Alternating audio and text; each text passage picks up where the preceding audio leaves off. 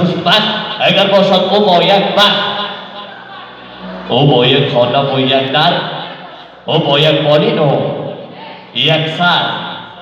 احتیاط باش، احتیاط باش تو ای داماد بمشتی شانه و شمشاد. حیات بخت شیرینت، نگاه های نخستینت از این لحظه های زیبای وصال زندگی آغاز میگردد.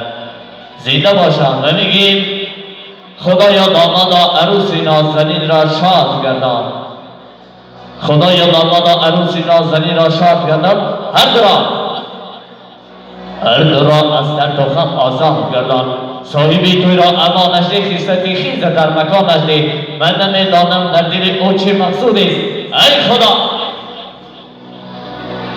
هرچی میخواهد انهمانش ده. چه میگه دوستانی عزیز، دل به دست آور که حج اکبر است. از هزاران کعبه،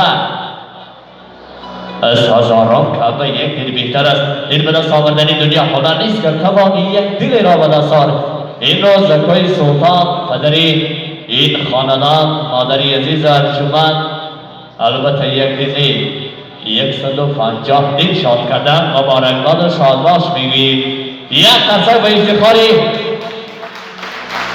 پدر و مادر زنده باشند. چون میگن دوستانی عزیز، زندگی داماد عروس زندگی دریاست، دریا میگذرد.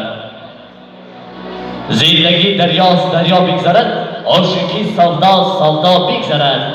چون تماشای جهان یک نوبت است، نوبت ما و تماشا بگذرد. رود میگوید ترانه، باد میگوید فسانه، ما و تو هستی بیانه.